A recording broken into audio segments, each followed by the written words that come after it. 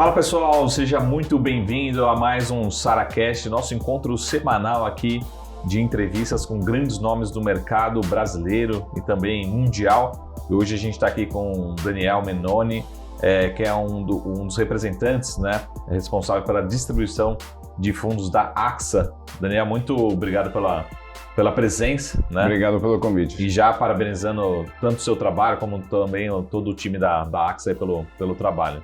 Muito obrigado. Ô Daniel, a primeira pergunta que a gente faz é, antes de conhecer quem que é a AXA, produtos, e também eu já te aviso que aqui no bate-papo sempre a gente termina com um call, né? Então, mais do que a opinião da AXA, também a gente quer saber a opinião do Daniel.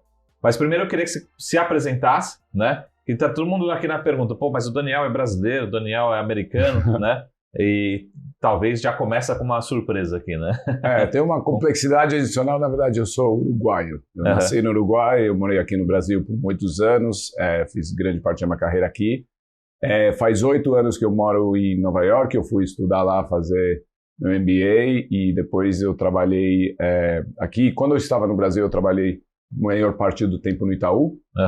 E depois, em Nova York, depois do meu MBA, eu trabalhei na Allianz Global Investors, que é a asset do grupo Allianz, e há 2 anos eu estou na AXA Investment Managers, que é a gestora de ativos do grupo AXA francês. E nesse trabalho, sempre por uma questão lógica de cultura, de idioma, eu baseado lá, sempre trabalhando com a distribuição dos nossos fundos via bancos e via parceiros aqui no Brasil. Boa. Interessante isso, né? Essa relação da América Latina com o Brasil, com Nova York, né? Como é que foi essa relação, né? E como é que você acabou chegando no Itaú especificamente, né? Se puder contar um pouco da história, era um sonho, acabou acontecendo, enfim. É uma ótima pergunta. Não, eu morei aqui quando era criança, voltei para o Uruguai, estudei lá, fiz a minha faculdade lá. Eu tinha meu pai aqui, e aí eu mudei para o Brasil depois da faculdade. Trabalhei para uma asset pequena aqui, o Multifamily Office, e depois eu fui para o Itaú em 2010. Então, aconteceu que eu cuidava. Pelo meu espanhol, eu cuidava também da distribuição da América Latina.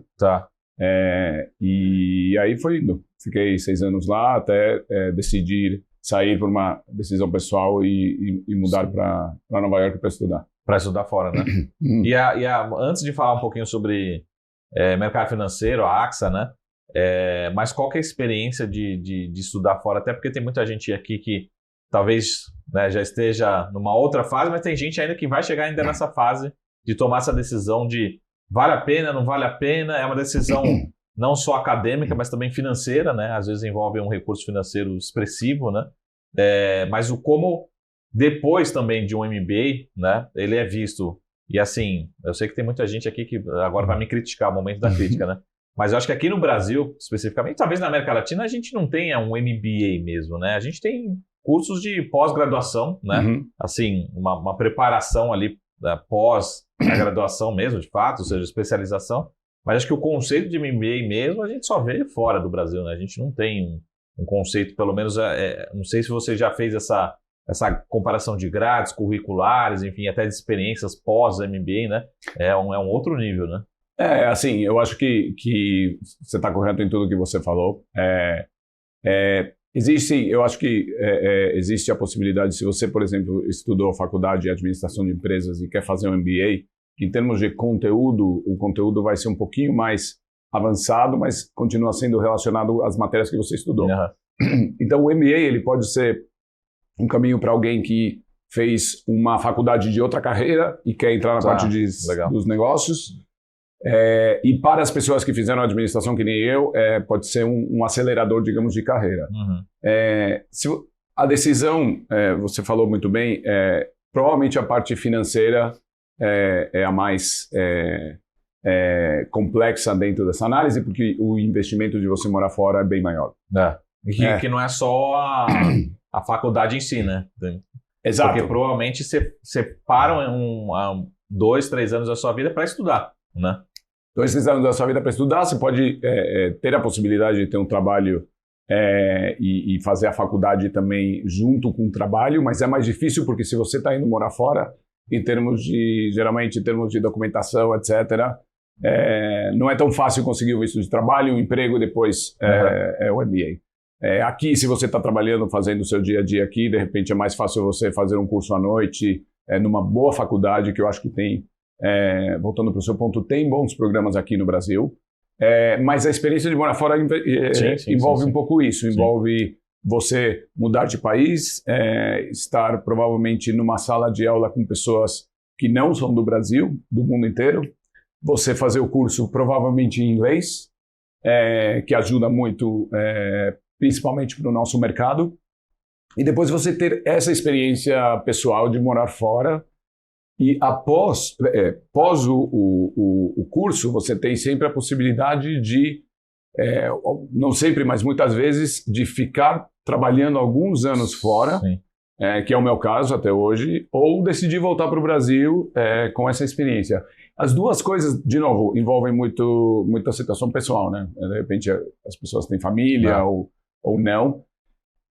Se eu pudesse para mim, o fato de você estudar fora e ainda conseguir trabalhar fora por alguns anos, eu acho que completa mais a experiência profissional e acadêmica, para depois você voltar para o Brasil com uma experiência que pode te ajudar aqui na carreira. A gente poderia gravar um podcast, uma entrevista, falar só sobre carreira e MBA pós-graduação, porque são tantas curiosidades, né? Já pensando numa outra curiosidade, por exemplo, por que escolher determinada faculdade, né? Assim, tem várias, às vezes por conta da classificação, da nota, do financeiro. Pô, mas tem Estados Unidos, mas a gente também tem muitas faculdades muito boas na Europa, né? Muitos brasileiros que eu conheço vão para a Inglaterra também, né? Estudar. E aí talvez não seja a decisão da faculdade, seja do pós-faculdade, né? De já ter um emprego, estar familiarizado, enfim, é uma soma de decisões, né? É um bom ponto. Eu tive a sorte de fazer um programa na Columbia que era junto com a London Business School. Então eu dividia o tempo. Você chegou para Londres também? Eu fazia aulas em Londres também. Eu continuava baseado em Nova York, mas eu ia a cada 2 meses para Londres fazer e no final peguei o diploma da London Business School também. Eu acho que, dependendo da carreira que você está, a gente sabe que o mercado financeiro sempre, nos Estados Unidos, ele é maior, mais relevante, as empresas são maiores. Então, se você está no mercado financeiro, o fato de você poder fazer um MBA, talvez em Nova York, nos Estados Unidos no geral, te alavanca talvez um pouco mais só para o tipo de empresas que você vai se conectar, são grandes gestoras ou bancos americanos. A Europa também são excelentes, eu acho que aí você tem um pouco mais de diversidade em termos de países, línguas, experiências, inclusive com os negócios que são menos, de repente, focados em Américas e mais uma visão mais global. Você tem muitos business cases, que é o que você faz muito no MBA. E nos Estados Unidos você vai olhar muito para empresas americanas. Na Europa você vai olhar para empresas europeias, ou asiáticas, ou inclusive da África. Então, não tem uma resposta. Tudo pode ser bom para algumas pessoas ou bom para outras, né? Tem uma decisão pessoal, etc. E o seu ponto, o primeiro também, de escolher a instituição, sim, assim, tem muitas instituições grandes de renomes. Eu acho que se você está fazendo um investimento de ir morar fora e o investimento financeiro, é legal você tentar aplicar para as universidades que têm mais renome internacional. Eu sempre falo que todo mundo pode entrar, é só uma questão de se preparar bem e estudar. Mas e aí você ser aceito pela faculdade também, né? Porque a faculdade tem que te aceitar. Então, é uma mistura de oferta e demanda do talento. Boa. Vamos falar um pouquinho da AXA, né? Senão a gente não chega no que eu chamo no call, né? Ou seja, falar um pouquinho sobre cenário, alocação. Mas você é uruguaio, trabalhou no Brasil, fez escola nos Estados Unidos e Londres. E está trabalhando numa empresa francesa, né? Isso. Então, É um pouco desse resumo, né? Na verdade, assim, eu trabalho na filial americana da AXA, que é uma filial... a AXA é uma empresa grande com escritórios no mundo inteiro. A gente não tem presença aqui na Asset no Brasil, a gente tem na seguradora, mas não na parte de gestão de fundos. Mas a gente tem um escritório nos Estados Unidos de umas 200 pessoas. Eu brinco que eu trabalho na AXA, que é uma empresa francesa, que a matriz está em Paris, mas meu francês não é muito bom. E no final do dia, hoje, nessas empresas globais, a Allianz era a mesma coisa. Sim, sim. Uma empresa alemã, assim, com o inglês, você consegue se dar bem internamente. Mas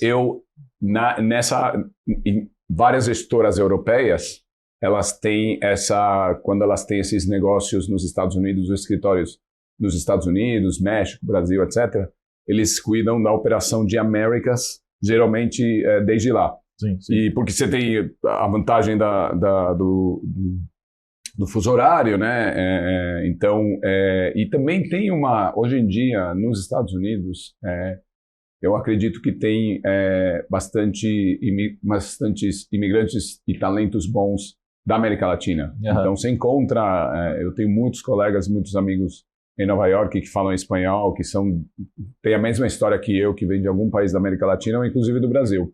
Então, você tem esse pool de talento numa cidade como Nova York, onde tem muitas empresas internacionais, onde qualquer gestora internacional, se vai começar uma operação nos Estados Unidos, escolhe provavelmente Nova York ou Miami. Sim. E aí, de lá, eles contratam talentos que que falem português, inglês, espanhol, e aí cuidem da América Latina. Boa, já falando uma curiosidade aqui, Sim. Eu digo um off-topic, né? Tranquilo. Olhando de fora, tá certo que o brasileiro sai muito daqui para ir para Miami, né? Mas olhando de fora, a gente vê muitos incentivos da Flórida para trazer empresas, né? E principalmente tentar trazer um pouco do mercado financeiro. Como é que você vê isso? Pelo menos muita empresa brasileira, bancos, corretoras, enfim, de todos os setores, abrindo operações em Miami ou outras cidades, mas não necessariamente em Nova York, né? Será que a gente vai começar a ver esse movimento, né? Ou seja, sermos atendidos muito mais via Miami, né? De repente, a nova Manhattan, enfim, né? Essa tendência. Mas tem essa disputa, né? Talvez muito mais local, mas acaba também atraindo muitas empresas para lá, né? Também é um excelente ponto. Eu acho que aí o sucesso nos últimos anos de Miami para nós principalmente por dois grandes fatores, né? Ou talvez o primeiro, o maior deles. Miami sempre foi um hub para o pessoal da América Latina. Isso. Né? Uma cidade fundada, não fundada, mas originalmente de imigrantes cubanos, né, que foram para os Estados Unidos. Então, até hoje o espanhol eu brinco que é a língua mais falada em Miami, né? Mais que o inglês. Então, muitos latinos, tradicionalmente, isso por anos, se eles decidiam imigrar para os Estados Unidos, eles preferiam estar em Miami, tem uma proximidade geográfica também de Miami com o resto da América Latina. E quando você vai no mercado financeiro, o hub natural para investimentos internacionais sempre foi Miami, por uma questão disso, uma questão, um fit cultural. Então, grandes bancos brasileiros abriram operação em Miami há muitos anos para atender o que é mais os investimentos de brasileiros em offshore, porque quando você tem uma operação em Miami, você consegue o acesso a todos os produtos de investimento que estão disponíveis nos Estados Unidos. E aí, Nova York, a identidade é diferente. Nova York sempre foi a cidade do mercado financeiro natural dos Estados Unidos em si. Tá. Nova York, para empresas da América Latina, Nova York também é uma cidade um pouco mais cara. Né? É uma cidade que tem um pool de talento muito grande, é uma cidade mais cosmopolita, né? Não só que tem latinos, mas que tem europeus, que tem asiáticos, assim, uma cidade que tem bastante boa demanda por negócios e por talento. E nos últimos anos, principalmente na pandemia, as pessoas começaram, e as empresas começaram a migrar mais para Miami por custo de real estate, clima, algumas questões políticas. E isso tem ajudado também a esse movimento natural das empresas brasileiras a abrir a primeira operação internacional em Miami para atender esse público de clientes que querem investir offshore. Boa. Vamos falar um pouquinho da AXA, que a gente está devendo, né? O tempo passa rápido, mas entender assim, qual que é o foco, né, das operações. A gente está falando aqui da AXA, como você falou, tem um grupo muito grande, né, por trás, com diversas operações, e você é responsável ali muito na gestora, né, na gestão, né, de ativos. Então vamos falar um pouquinho quem que é a AXA, né, suas especialidades, enfim, da gestora especificamente, né? De novo, o pessoal vai brigar internamente, mas depois aí é você lá, né? A gente fala menos dos outros braços, né? Como você falou assim, tem operação de seguros aqui no Brasil, mas vamos focar principalmente na AXA Asset, né? Na gestora. Quem que é, para quem não conhece a AXA? Não, legal. A AXA é uma seguradora francesa que tem muitos anos, matriz em Paris e operações globais no mundo inteiro como seguradora. Tá? Com o mesmo caso do Brasil com as seguradoras locais, quando a seguradora ela fica grande, você precisa fazer gestão dos ativos da seguradora. Então, em 1994, o grupo AXA cria a AXA Investment Managers, que é a gestora de ativos do grupo AXA, que é onde a empresa que eu trabalho. A AXA Investment Managers, hoje a gente administra uns 900 bi de dólares em ativos. É um valor bastante grande. O principal... E esses ativos 100% são ativos de terceiros, né? Então, não necessariamente. Aproximadamente metade mas o resto também é da seguradora. Então, ela começou como sendo uma gestora para os ativos da seguradora e depois foi abrindo os negócios para ativos de clientes, tanto que hoje a gente administra um grande volume de ativos para terceiros, e isso inclui todos os tipos de clientes, institucionais, varejo, bancos, no mundo inteiro, inclusive nas Américas e na América Latina e no Brasil. Tá, entendi. E olhando assim um pouco para seguradoras brasileiras, aí você me corrija se eu estiver errado, mas pelo menos vamos dividir aqui em dois blocos, né? Renda fixa, renda variável, né? Renda fixa e, enfim, ativos de risco. As seguradoras brasileiras também têm as suas gestoras, mas aí é a minha opinião, tá? Elas são muito conservadoras, né? Ou seja, elas são muito especialistas ali em ativos mais previsíveis, mais seguros, trabalham ali talvez com moedas, né? Juros, né? Como é que funciona a especialidade de vocês em termos de grade de produtos, né? Também é uma ótima pergunta. Você está correto. Tanto que hoje, por exemplo, na AXA, a gente administra... A gente tem estratégias na maioria das classes de ativos. Renda fixa, renda variável, alternativos. E sim, provavelmente o negócio ou o maior volume está em renda fixa. A gente tem renda fixa internacional, a gente tem uma capacidade boa para renda fixa americana, para investment grade, para high yield, que, por exemplo, investment grade americano, que a gente... tem mais ou menos uns 40 bi sob gestão, é um ativo considerado mais de menor risco quando você compara com high yield, com renda variável. Então, respondendo ao seu ponto, sim, a gente tem talvez o DNA, que a maior parte da nossa grade de produtos está em renda fixa tradicional, mas a gente também, por ser uma gestora muito grande, de estar muitos anos no mercado, a gente já tem produtos também de renda variável, fundos de global equities. A gente tem fundo de alternativos também, real estate, private equity e outros tipos de produto que são um pouquinho mais arriscados. Boa. E aí, falando um pouquinho até a gente se encontrou lá no evento da Avenue, né, recentemente, mas como tem sido justamente isso, a procura, o conhecimento, principalmente, vamos colocar assim, do brasileiro, né, procurando essa diversificação, que acho que foi o grande debate ali no evento da Avenue, né? Como é que tem sido o brasileiro? Porque eu vou falar minha experiência própria, o que eu escuto, né? O brasileiro, quando sai do Brasil, ele vai lá na Avenue, né, na sua corretora estrangeira, e aí ele compra a ADR da Petrobras. Bom, mas comprar a ADR da Petrobras, você compra aqui na B3, né? Mas é a empresa que eu conheço. Não, vamos comprar a Bond, né? Aí compra Bond, ou um título de dívida da Vale, né? Aí tem Vale aqui no Brasil, mas... quer comprar o bonde da Vale, né? Acho que a gente está ainda numa fase ainda para o brasileiro ainda de aprendizado, né? De, pô, você talvez com um risco muito menor, como você falou, você tem um bonde ali de uma Apple, enfim. Como é que está sendo essa busca, né, essa provocação do brasileiro, né? Talvez de um 0 a 10, em que fase que a gente está aqui de começar a conhecer as alternativas, olhando para vocês, ou seja, como vocês têm recebido essa demanda aí, com adventos de Avenue, né, de outras corretoras também fazendo esse movimento? Excelente pergunta. Colocando dessa escala de 1 a 10, eu definitivamente acho que a gente está por baixo de 5, então ainda é parte do começo.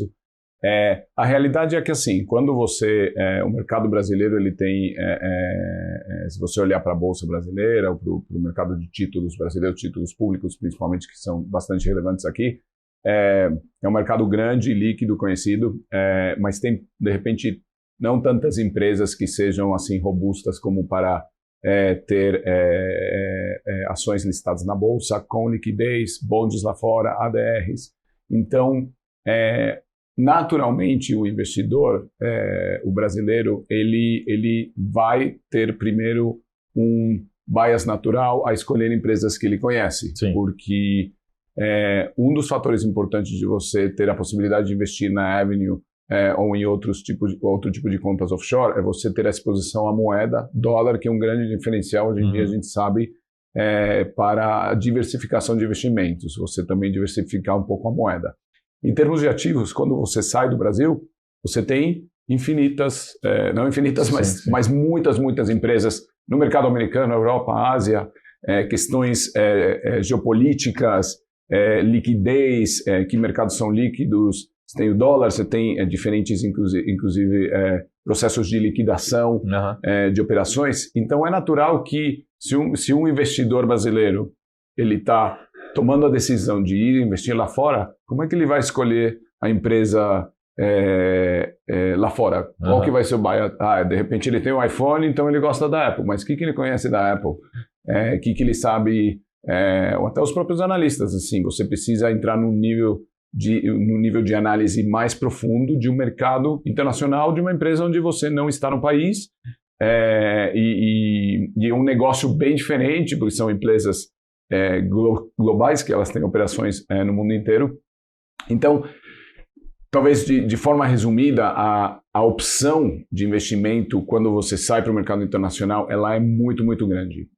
Então, tem um valor, tem um passo adicional de você ter uma ajuda ou uma análise mais profunda sobre que setores, países, empresas você quer investir, que não sejam brasileiras. Tá. Então, isso faz parte da educação, do conhecimento. E você nunca, nem a gente sabe, conhece todas as empresas que estão listadas e todos os ativos.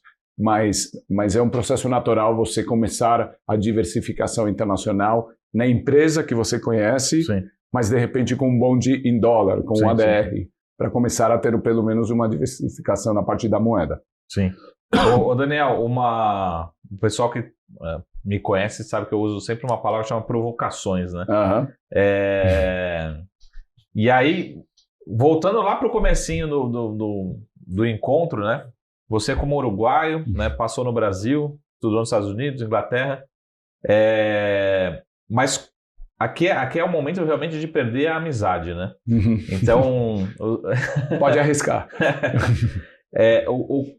Você provavelmente atende também clientes do Chile, da Argentina, do Uruguai como um todo, mas o que o brasileiro, assim, se fosse elencar, o que o brasileiro tem de diferente em termos de comportamento em relação aos seus investimentos, para o bem ou para o mal, ou seja, um lado positivo, um lado negativo, mas de diferente em relação aos demais latinos, tá? Isso pode ser por vários motivos, pode ser por cultura, por taxa de juros, volatilidade no câmbio, por inflação, mas o que o brasileiro tem, né? Você que já transitou, recebe ou conversa, principalmente acho que de certa forma nós somos relativamente parecidos, ao mesmo tempo, até eu coloquei no Twitter esses dias, às vezes estão perto, às vezes estão longe, né? Assim, países vizinhos, mas às vezes estão distantes em termos de cultura, né? Em alguns conceitos, né?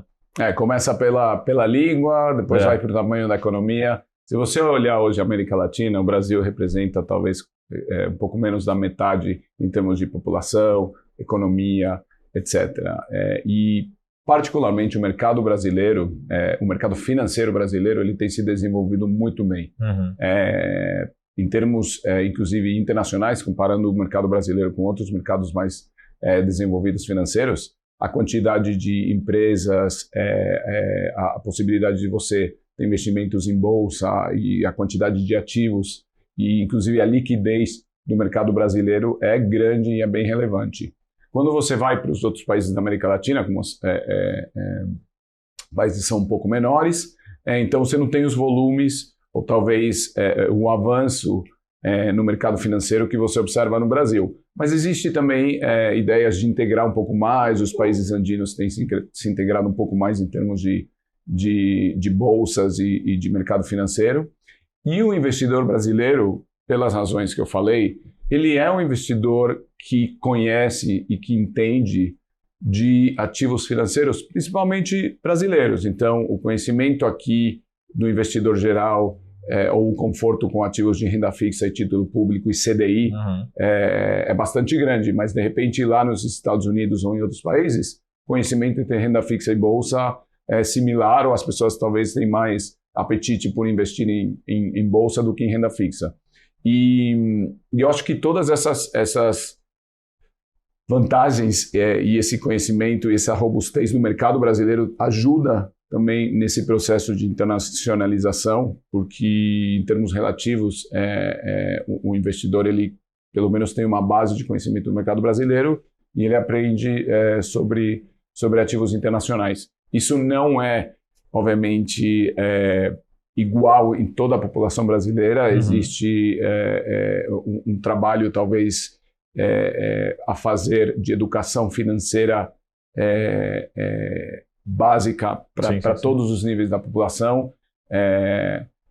O conhecimento de a educação financeira é importante, inclusive se você não investe, porque todos nós temos trabalhos e contas a pagar, e temos que juntar e poupar dinheiro. Então, a educação financeira é super importante. Eu acho que o nível do investidor brasileiro, no geral, é muito bom, e isso ajuda nessa diversificação internacional. Mas falando assim de composição de carteira, isso não necessariamente um estudo acadêmico, né? Muito mais empírico seu, assim.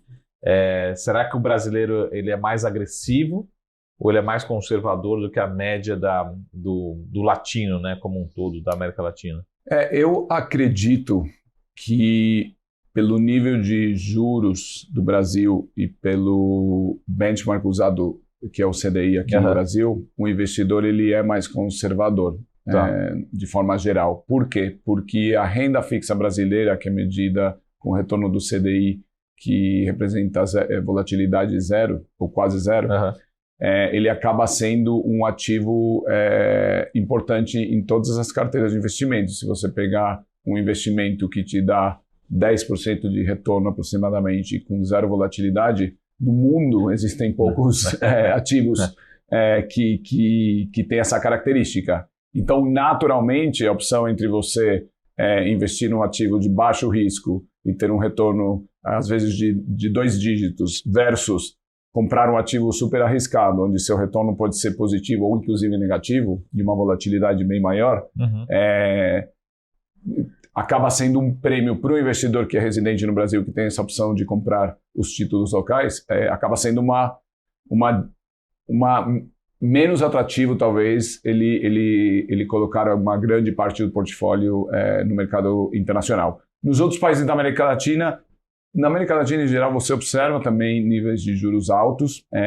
Dependendo do país, você tem a opção também de ter dólar, a sua conta em dólar no próprio país.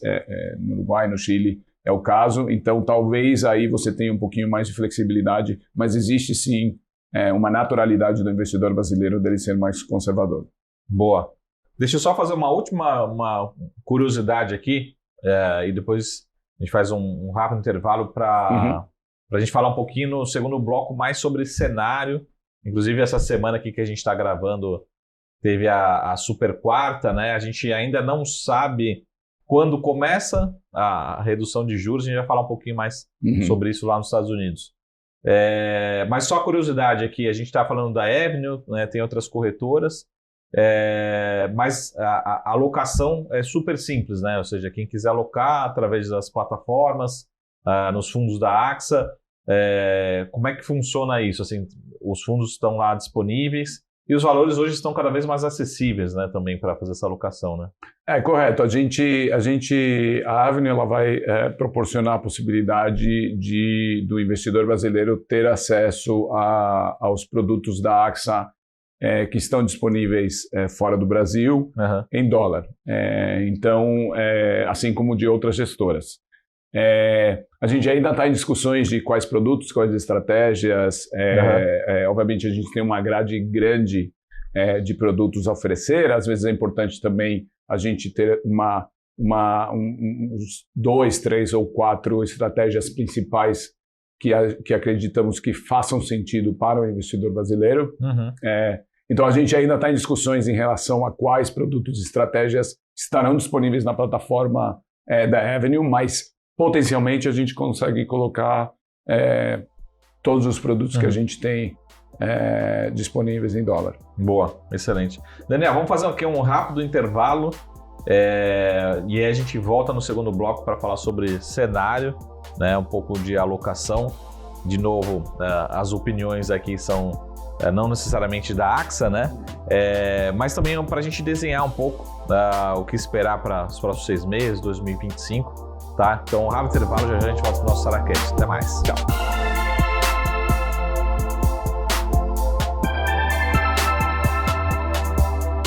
Fala pessoal, estamos de volta aqui ao nosso SaraCast, nosso encontro semanal aqui na BMC News, sempre com grandes nomes do Brasil e do mundo agora, também com o time da AXA.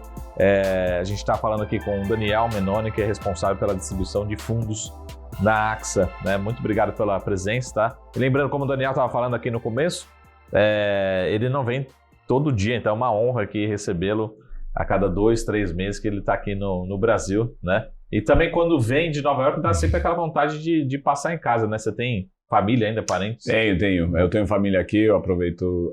No Brasil ou no Uruguai? Eu tenho no Brasil, no Uruguai e em outros lugares do mundo, mas sempre aproveito... Obviamente, as agendas, elas são bem corridas aqui. Isso chama-se globalização, né? Se bem que os Estados Unidos está fazendo nearshoring, né? Então você tem que concentrar no México. Estão trazendo perto algumas coisas mais para a América do Norte. Pô, muito bom. E o Daniel... O que eu queria tratar aqui, nesse segundo bloco, é um pouco da alocação, né? De novo, não necessariamente as opiniões da AXA, mas é muito a sua opinião. Mas como é que você vê essa alocação, né, do investidor tendo um cenário que, de um lado, né, sempre a gente fica aquela sensação, né? O S&P 500 não para de bater recorde, né? Bateu vários recordes sucessivos nos últimos meses. E aí a gente fica com aquela preocupação, pô, mas agora que o Fed está sinalizando que vai começar a cair os juros, e o brasileiro, o investidor no mundo todo, mas o brasileiro tem muito aquilo de... Tem uma frase que a gente usa muito, que é que sobe no boato, né? Sobe antes e cai no fato, né? Então fica aquela preocupação, mas depois quando começar juros, cair os juros, né, a bolsa vai dar aquela realizada. A gente viu Nasdaq, algumas empresas de tecnologia caindo um pouco, nada demais, né? Também caindo um pouco recentemente. Mas antes de falar disso, de algum case pontual, mas como é que você está vendo a alocação, a demanda, né, a procura de todos que você atende, mas principalmente de brasileiro, né? Ainda está numa curva ainda de sair do high grade para o high yield, né? Ou já começa a falar, pô, vamos começar a olhar um pouquinho de bolsa. Como é que está essa alocação, principalmente no seu universo, né? Ótima pergunta. Nos últimos anos, aconteceram várias coisas que eu acho que foram muito relevantes para o investidor brasileiro pensando no internacional, né? Primeiro foi a disponibilidade ou a oferta de fundos locais, feeder funds que investem offshore. Teve um grande crescimento liderado pelas instituições do Brasil aqui para oferecer produtos internacionais para o investidor brasileiro.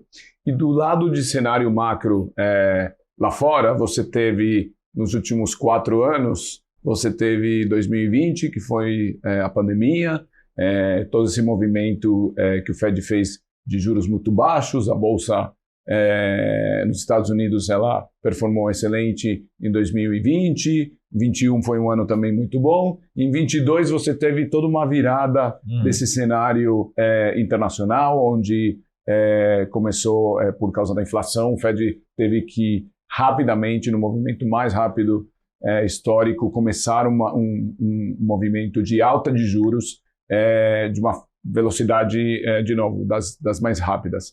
Isso fez com que todos os ativos internacionais caíssem de valor durante 2022.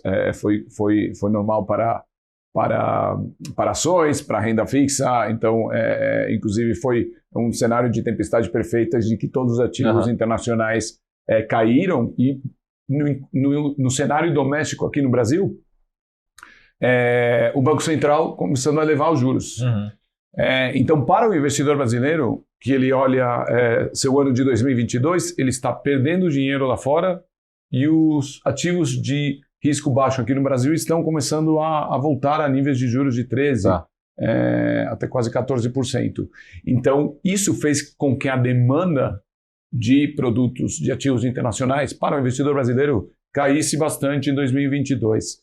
E ainda, porque teve esse crescimento antes de 2022, e depois você pegou esse cenário adverso em 2022, o investidor talvez ele fica um pouquinho mais preocupado. Talvez o movimento para internacional ele acabou sendo muito rápido, muito cedo. Então, o que a gente observa hoje do investidor brasileiro olhando para o internacional é que ele está um pouquinho mais cauteloso, né? Hoje em dia, os juros estão começando a cair aqui no Brasil, o movimento do Banco Central mais avançado que o Banco Central americano, que a gente tem a expectativa dos primeiros cortes acontecerem esse ano. Então, os juros já os ativos de baixo risco aqui no Brasil estão começando a cair de rendimento, enquanto os ativos internacionais estão performando. Você falou de Bolsa Americana, o índice S&P, se você pegar todos os índices americanos esse ano, eles estão performando muito bem. Se você tem um investimento em Bolsa Americana em dólar, que o dólar também tem se valorizado em relação ao real, a sua diferença de rendimento hoje já é muito mais interessante e mais competitiva. Mas como o investidor brasileiro ele vem desses anos de que ganhou dinheiro no internacional e depois perdeu dinheiro, eu acredito que eles estão mais cautelosos. Mas com certeza esse movimento, olhando para final desse ano e para o ano de 2025, a gente realmente, a economia americana, a saúde da economia americana está muito boa, as empresas e os índices têm se valorizado bastante. Esse movimento de alta de juros rápido ele não tem afetado tanto quanto era esperado a economia americana, porque as empresas estavam muito bem capitalizadas desde 2020.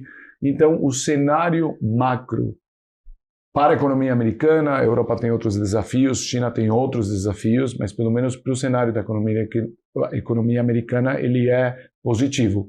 E na medida que os juros aqui no Brasil começam a cair, o investidor ele já vai querer voltar a ter essa diversificação internacional, seja em renda fixa, seja em renda variável, provavelmente em dólar, para diversificar o risco de moeda.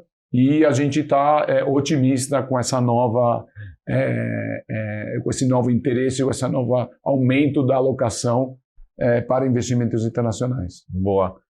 Quando a gente tem uma classe de ativos aqui no Brasil que chama-se fundos imobiliários, né? Sim. Então, ele é uma renda variável, mas também te paga uma renda ali. E aí a gente brinca aqui que o investidor, o investidor final, né? Ele faz uma análise, ele olha só para o yield, né? O yield dos últimos 12 meses é de 15%. Esse aqui é de 12%. Então, esse aqui eu vou no de 15%, né? Só que o investidor ele acaba não entendendo que no de 15 provavelmente tem mais risco, né? Sim.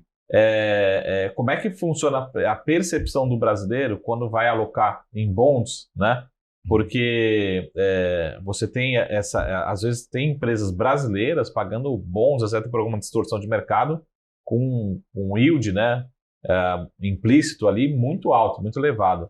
Como é que vocês veem essa alocação do brasileiro, né? Começando por renda fixa, em termos dessa escolha, né? O brasileiro simplesmente olha lá, o yield está mais alto e é lá que eu vou alocar, né? E pronto.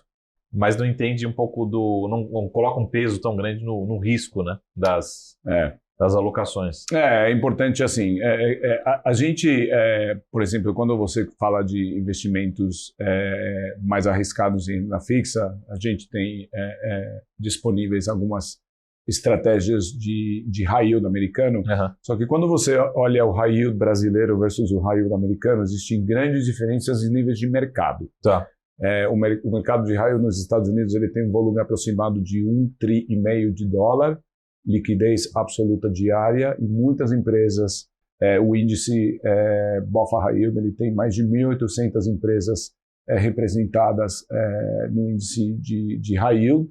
Então o mercado ele é muito maior, muito mais líquido, muito mais robusto. Legal. No segundo ponto, você pega as empresas americanas que nos últimos anos elas tiveram esse ciclo bom de refinanciamento a custo muito baixo em 2020, então elas entraram nesse ciclo de alta muito bem capitalizadas. A economia americana ela está indo relativamente bem, desemprego baixo, crescimento, existem alguns desafios, mas em termos gerais as variáveis macro e o consumidor americano ele continua resiliente. Então as empresas, quando você olha a dívida de high yield, e você olha empresas bem capitalizadas, com uma estrutura de dívida flutuante relativamente baixa e com fluxo de caixa alto, a percepção, a habilidade de repago desses títulos de high yield, ela dá mais conforto, o que de repente é diferente de outros mercados como o Brasil. Então existe essa educação também de entender que as empresas bem capitalizadas, apesar de serem classificadas como high yield, elas historicamente têm entregado dívidas e não ter problemas de defaults, mas mais importante também é sempre olhar o risco não sistemático. Cada uma das empresas analisar o balanço, a estrutura de balanço é o que a gente faz. E o último ponto, assim, que vale para investimentos no geral, é que quando você está entrando em qualquer classe de ativo, o horizonte de investimento é muito importante. Você falou de fundo imobiliário, a gente sabe que quando você vai para ativos alternativos, sim, como real estate, imobiliários, exato, a liquidez é menor, os prazos de retorno são maiores. Então, tudo isso é uma variável importante para o investidor na hora de alocar nesses ativos e também vale para high yield americano, para a bolsa americana, etc. Se você pegar historicamente os ciclos de 4, 5 anos, a gente está agora, depois de 2022, aparentemente no começo de um ciclo bom lá fora. Tá. Então, se você tiver um horizonte de investimento de 3 a 5 anos, você deveria estar um pouquinho mais confortável com isso. Mas a liquidez é o outro fator que vai influenciar bastante. Todo investidor precisa saber se o dinheiro que ele está alocando em investimentos, ele vai ser um dinheiro que ele pode esquecer por 5 anos, sim, o que vai permitir ele investir em mais risco, em menos liquidez, ou se ele vai precisar desse dinheiro de 1 a 2 anos, que aí o cenário muda. Falando dentro desse contexto, você já passou por um tema que eu queria abordar também, que é pelo menos pode ser coincidência, né? Mas eu vejo cada vez mais, pelo menos aqui no Brasil, o desenvolvimento de fundos, de certa forma, gestoras brasileiras investindo em real estate nos Estados Unidos. Sim. Né? Não sei se é aquele sonho brasileiro de, né, ter a sensação de ter a sua casa, ou um pedaço, enfim. Como é que você encaixa também, né? Ou dentro da estratégia da AXA, ou até mesmo fora, mas como é que você tem visto esse desenvolvimento, né, dessa alternativa, né? Porque e aí tem várias classes, né? Tem construção, tem uns que de aluguel mesmo, enfim, já estão desenvolvidos, enfim. Como é que você vê isso? Porque aí eu vou fazer uma provocação. O pessoal acho que esquece também que pode ser um ótimo investimento, mas o pessoal esquece lá da crise do subprime, que a origem da crise veio do setor imobiliário. Você, então, é tijolo, né? É patrimônio, mas também tem seus riscos, né, no setor, né? Não, ótima pergunta, começando pelo final. A crise que a gente viveu em 2008, ela foi um pouco particular e tradicionalmente você não deveria acontecer o mesmo erro duas vezes, certo? Então, a partir de 2008, que tinha realmente uma alavancagem muito grande, a securitização de produtos de real estate, empréstimos para todos os níveis de investidor, a juro baixo, inclusive os mais arriscados, ela gerou essa bolha e essa crise de crédito que a gente teve em 2008. A partir daí teve muita regulação que veio a partir de 2010, 2011, que colocou certas barreiras para isso não acontecer novamente. Mesmo assim, o mercado de real estate em particular, e principalmente nos Estados Unidos, ele é um termômetro muito importante para a economia americana. E ele pode ser... É muito difícil você ver uma economia americana se o mercado de real estate não está bom. As variáveis que tem jogado nos últimos anos para o investidor que está comprando uma casa é que, como o juro subiu bastante, a hipoteca, o mortgage, ele ficou um pouco mais caro. Então, isso fez com que as transações... A compra-venda de casas começasse a cair, e aí começou a ter um pouquinho mais de balanço nesse nível de oferta e demanda. Por que existe muito interesse de investidores internacionais no mercado de real estate americano? E essa talvez é a minha opinião. O mercado de real estate americano ele é muito amplo, o território dos Estados Unidos é enorme, você tem essa competitividade entre estados para atrair pessoas e talentos, às vezes com incentivo, e você tem também uma alavancagem para você investir no mercado de real estate americano, que tem em poucos lugares no mundo. Então, você acaba tendo a possibilidade de você pegar maior crédito, maior quantidade de crédito, para você investir num ativo real, que no final do dia, se tudo der errado, você tem um terreno com uma casa com um ativo real. Então, isso é bastante atrativo nesse universo de investimentos. Essa combinação de ter um crédito para comprar um ativo real e numa história de real estate, de economia americana que cresce, com população que cresce, etc., são variáveis favoráveis para o mercado de real estate americano. Boa, excelente. Daniel, só para a gente terminar aqui, porque são vários assuntos, né? Eu queria falar só sobre dois assuntos. Primeiro, é uma decisão, eu sei, bastante complexa, mas quando a gente chega nos Estados Unidos, como você falou lá no comecinho, né? Pela AXA, pela Avenue, pela sua corretora, a gente não tem só o mercado norte-americano, né? O mercado dos Estados Unidos. Você tem acessando o mundo, né? Enfim, como fica essa alocação, né? Dessa possibilidade dentro dos investimentos? É lógico que talvez você tenha até dentro de casa, dentro da AXA, alternativas que façam essa diversificação, né? Mas como que fica como é que é a sua demanda, como você recebe, né? Porque o brasileiro também ele quer sempre estar no momento certo, no lugar certo, né? Então, há cerca de uns anos atrás, pelo menos essa é a minha visão, a moda era a Ásia, a China especificamente, né? E teve muita gente que chegou 6 meses, um ano depois, a gente teve um desempenho bastante ruim ali num determinado período, né, na Ásia. Nós, brasileiros, a gente tem muita visão de Estados Unidos, mas a gente esquece completamente da Europa, né? E tem algumas marcas ali que são gigantescas na Europa, empresas são gigantescas na Europa, de luxo, de, enfim, serviços, até indústrias, né? Que sejam mais fortes até mesmo que os Estados Unidos, né? Mas como é que fica essa tomada de decisão quando você tem tantas opções, né? Também é uma ótima pergunta. Com certeza, se você olhar mercados desenvolvidos, né, você tem Estados Unidos, você tem Europa e você tem nos últimos anos a Ásia, que a Ásia é muito grande, né? Em termos de população e de economias. Não só a China, Japão, que já foi muito, muito relevante, hoje em dia um pouco menos, mas ainda continua sendo uma economia enorme e todos os países do sul asiático. Eu acho que o resumo é que assim, a oferta de novo de investimento e de alocação global é muito grande. E aí é sempre importante ter uma opinião pessoal sobre quais regiões e moedas talvez façam mais sentido para o investidor e depois provavelmente terceirizar para um gestor, ele fazer uma estratégia global, ele fazer uma gestão ativa da escolha das empresas que ele vai investir em cada um desses países.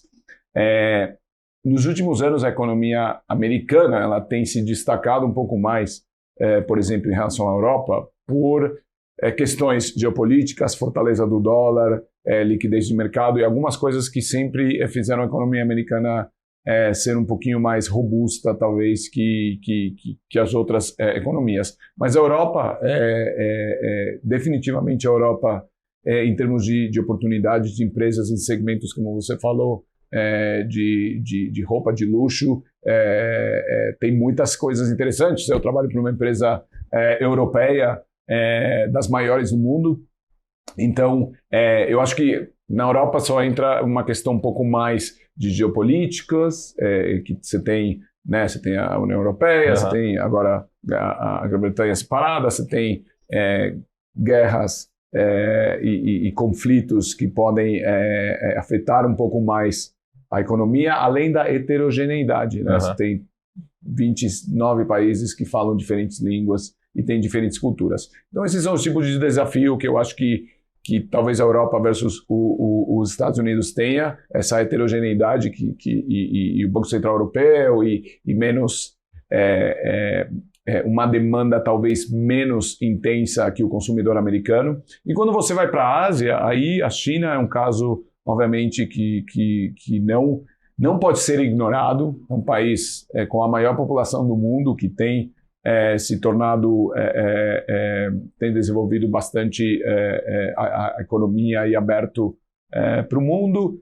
Isso tem gerado certo conflito, talvez, geopolítico com os Estados Unidos. Então, aí você teve o trade wars, você teve algumas coisas que os Estados Unidos estão preocupados com a China, e isso tem afetado também, além de alguns outros problemas próprios da China, desse crescimento tão rápido, bolha de real estate, etc., que tem feito a China como país, em termos de investimento, ser bastante volátil. Ele estava muito bem em 2021 e nos últimos anos ele não tem sido tão interessante. Mas voltando, assim, todos esses desafios, né? Primeiro, onde você quer estar? Você quer estar em mercados desenvolvidos, você quer estar em mercados emergentes, você quer ter exposição a moedas só no dólar, só no euro ou outro tipo de moedas.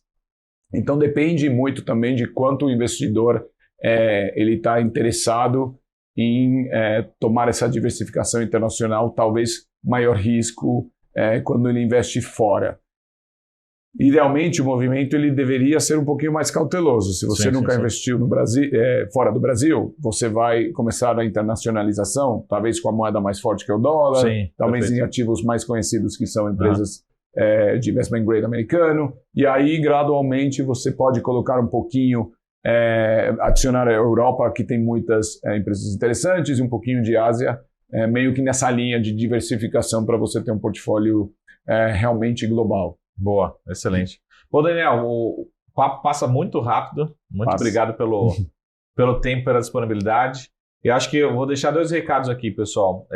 Primeiro, se você tem interesse, né, em fazer alocação internacional, procure o seu assessor, procure o seu consultor, procure o profissional de investimento que vai te atender. E vou deixar aqui também o espaço para quem, lógico, quiser conhecer. Mas, de novo, quem faz esse trabalho é o assessor, é o consultor. Tá? Mas também deixar para quem quiser conhecer a AXA, né, o site, o e-mail, como também para quem quiser conhecer um pouco mais da companhia. Né? AXA Investment Managers, axa-im.com. Se você fazer a procura, você vai achar o site, você vai achar meus contatos, meu e-mail profissional também. Então, com certeza, super disponíveis, super felizes de ter essa proximidade com o investidor brasileiro e de poder ajudar nessa oferta de produtos internacionais. Então, por favor, contem conosco quando for necessário. Muito bom. Eu queria te parabenizar duplamente, não só pelo trabalho, né, pela carreira, mas pelo português também. Eu fico muito feliz, assim, porque não é uma língua fácil, né? E eu acho que é super importante isso, quando a gente vai também numa casa, né, de alguém, você também ter essa adaptação, né? E é super importante. Quando a gente vai nos Estados Unidos, a gente tenta falar inglês, né? E vice-versa. Mas é perfeito, assim, muito bom, não só a carreira profissional, né? A dedicação, mas também muito gentil aqui pelo português. Tentamos falar o melhor possível, com o menor sotaque possível, mas com certeza, para mim é um prazer, obviamente, estar aqui e ter a possibilidade de falar com um brasileiro em português, que eu acho que é uma vantagem. Sim. Para qualquer empresa internacional, você ter uma pessoa que consegue se comunicar em português com os investidores brasileiros. Então, trabalhamos para isso. Provavelmente ainda preciso melhorar um pouco mais, mas fazemos o possível. Muito bom. Obrigado, Daniel. Vamos marcar outros encontros. Manda um grande abraço e agradecimento para todo o time da AXA. Obrigado e muito obrigado pelo convite. É isso aí, pessoal. Esse foi o nosso SaraCast especial hoje com o time da AXA, com o Daniel Menoni, que é responsável pela distribuição de fundos. E a gente se vê aqui semana que vem. Até mais. Tchau.